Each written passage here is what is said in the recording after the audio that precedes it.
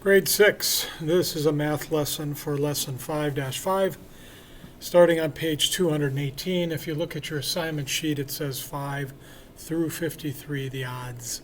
So you will be able to check a lot of your work in the back of the book today. The first thing that the text talks about is ratios, and the fact that ratios can be written in a number of different ways. What are those ways? Well, let me show you. A ratio is defined as simply a comparison of two numbers, and usually it's done by means of division. So if, let's say, I wanted to compare the two numbers of 3 and 4, I could write it in three different ways. I could write it as a situation where it's 3:4. I could write it 3/2/4 with the word 2, and I could also write it as a fraction, 3/4. All three of these values are the same ratio. They are a comparison of two numbers.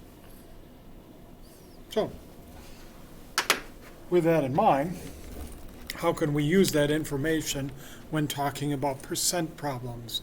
If you look up here, I wrote R arrow P, and what I meant by that is, how do we change a ratio into a percent? Well, a ratio is a comparison of two numbers, right?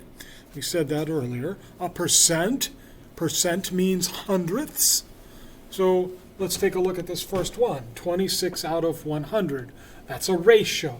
How would I turn it into a percent? Well, isn't 26 out of 100 equal to this? Isn't this equal to this? And since percent means hundredths, isn't 26 hundredths equal to 26%? Let's go to this next one. 5 per 100. I could change that to 5 over 100 or just plain 5%. Per 100 is a fraction. Per 100, 5 over the top of 100. How about this next one? 13:100. Well, percent means hundredths, right? So this has to equal 13%. Let's go down here. 51 out of 100. Couldn't that be written as the fraction 51 hundredths, and thus can be written as the percent of 51%? Next one over. 12.5 per 100. Hey, let's write it as a fraction with as 100 as its denominator, and thus it's also equal to 12.5 or 12.5%. How about this next one? 39 over 100. Isn't that just plain 39% if we're changing the ratio into a percent value? You bet. Now I have 8 problems at the top where your textbook wants you to learn how to change them from fractions into percents. From fractions into percents. And the first fraction they've given us is 7/10. Real easy. All we have to do is change it into a fraction that has 100 as its denominator. How do I do that?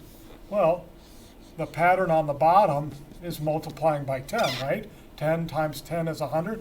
Let's use that same pattern on the top. We get 70.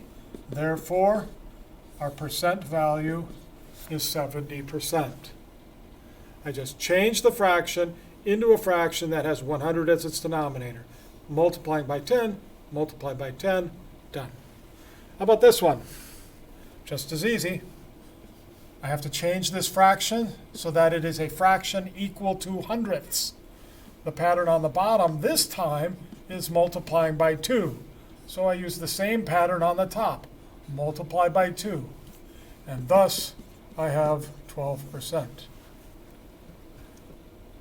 Let's look at the next one.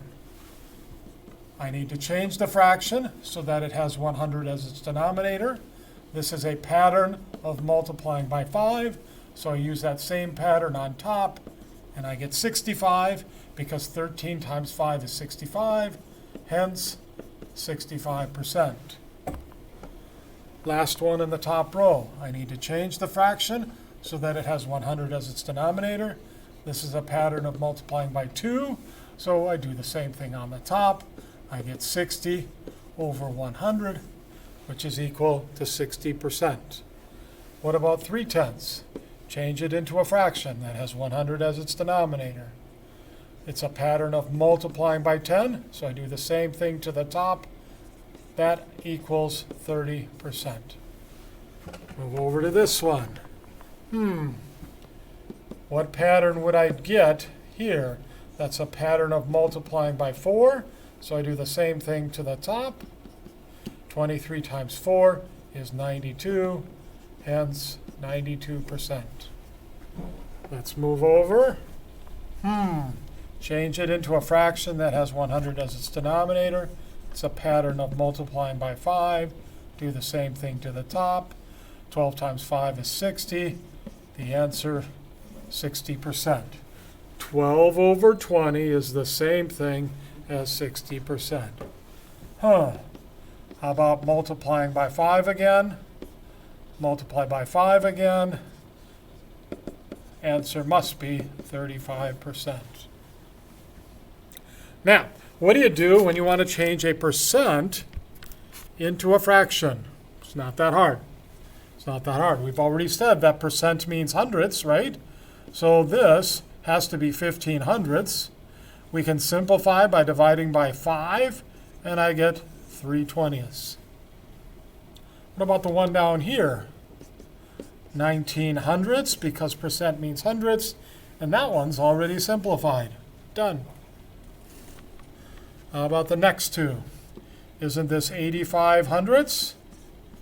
Can't we divide both of these numbers by 5? We get 20 on the bottom. We get, I don't know what on top, 17 on the top. 17/20. How about this one? Isn't it hundredths? Yep. Can I simplify that? Nope. I'm done. 33 hundredths. Next one over. 1%. Wouldn't that be 1 over 100? And cannot simplify that. 22% would be 22 hundredths. I can simplify that to 1150 by dividing the top and the bottom numbers by 2. 11/50. How about this one? 70 over 100. Divide the top and the bottom numbers by 10. 7/10. How about this one? 95 over 100. Divide the top and the bottom by 5. And we get 19 over 20. 95 divided by 5 is 19. 25%. How about 25 over 100? That simplifies down to 1/4. And finally, our last problem, 4 over 100. Simplify it, it becomes 1 over 25. Okay, hopefully this helps you. Thank you.